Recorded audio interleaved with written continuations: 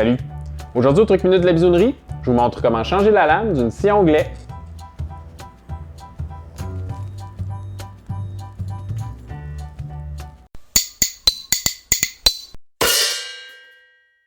J'ai vraiment pas souvent besoin de changer la lame de ma scie à onglette. Si bien qu'à chaque fois que j'ai besoin de le faire, je me rends toujours compte que j'ai encore oublié comment ça marche. Donc même si je suis super content de vous avoir avec moi aujourd'hui dans l'atelier, je suis obligé de vous avouer que la principale raison pour laquelle j'ai décidé de faire cette vidéo-là, c'est pour que le moi-même du futur ait une référence facile à trouver la prochaine fois. Donc j'en profite pour saluer le moi-même du futur. Allô? Salut! Ça va? Oui, ça va. On s'en tire-tu pas trop mal? Oh oui, vraiment bien. Avant d'aller plus loin, je vais vous spécifier que ma scie est une DeWalt DWS 782. Donc les instructions que je m'apprête à vous donner s'appliquent spécifiquement à ce modèle-là, mais il fonctionne aussi presque entièrement pour beaucoup d'autres modèles DeWalt et même certaines scies d'autres compagnies. Donc sans plus tarder, voici la marche à suivre. Première étape, on débranche la scie.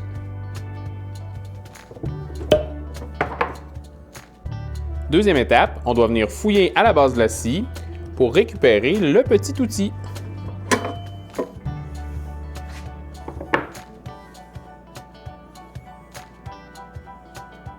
Ensuite, avec le bout étoile de l'outil, on va venir desserrer, mais sans l'enlever, la première vis qui se trouve ici.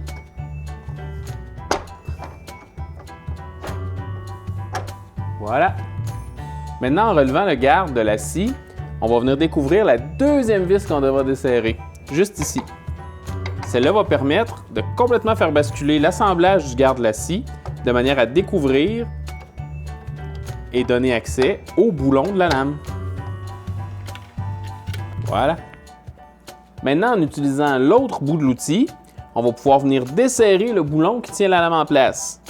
Bien important, deux choses. Premièrement, derrière la lame, ici, il y a un petit bouton qui empêche la rotation. Puis deuxièmement, les filets du boulon de la lame sont inversés pour que le mouvement de rotation de la scie ait tendance à serrer l'écrou plutôt que le desserrer.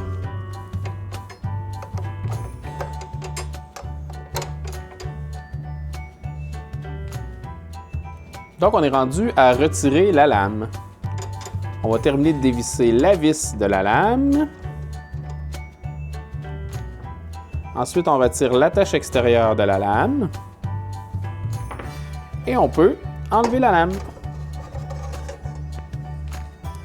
Important à noter, on a aussi un adapteur ici qui est en fait une petite rondelle qui permet à la scie de recevoir soit des lames qui ont un trou de 5/8 sans adapteur ou encore avec l'adapteur des lames qui ont un trou de 1 pouce de diamètre. Il faut être super attentif à cette petite rondelle-là parce que des fois elle a tendance à rester coincée dans le trou de la lame lorsqu'on l'enlève. Puis si c'est le cas, on pourrait jeter la rondelle là, sans faire exprès en jetant la vieille lame. C'est bien important de la garder en place.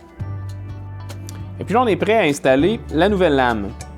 Bien important de l'installer dans le bon sens, c'est-à-dire il faut que les pointes qui sont en bas de la lame pointent vers l'arrière. Donc les pointes d'en bas pointent vers l'arrière. On replace notre support extérieur, notre vis de lame. On se rappelle qu'il faut aller contre notre instinct et visser dans le sens inverse. Et là, toujours en tenant mon petit bouton de verrouillage de la rotation en arrière ici, je vais venir serrer. Pas abusivement, mais quand même bien fort, la vis de la lame. Finalement, il va nous rester à replacer l'assemblage du garde-lame en le replaçant comme ça ici.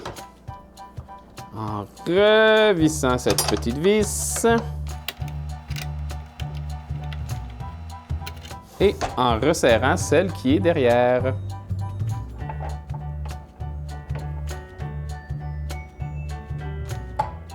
Et voilà, la nouvelle lame est prête à affronter plein de nouveaux projets. Parlant d'autres projets, il y en a plusieurs à consulter sur la chaîne de la Bisounerie. Donc si ce n'est pas déjà fait, je vous conseille de vous abonner. En plus de pouvoir facilement consulter les projets passés, vous n'allez rien manquer des futurs projets qui s'en viennent à l'atelier. Vous pouvez aussi nous rejoindre sur Facebook et sur Instagram pour d'autres contenus reliés à la chaîne, comme par exemple des mises à jour sur ce qui se passe dans le quotidien de l'atelier entre les vidéos. Merci d'avoir pris le temps de regarder. À bientôt!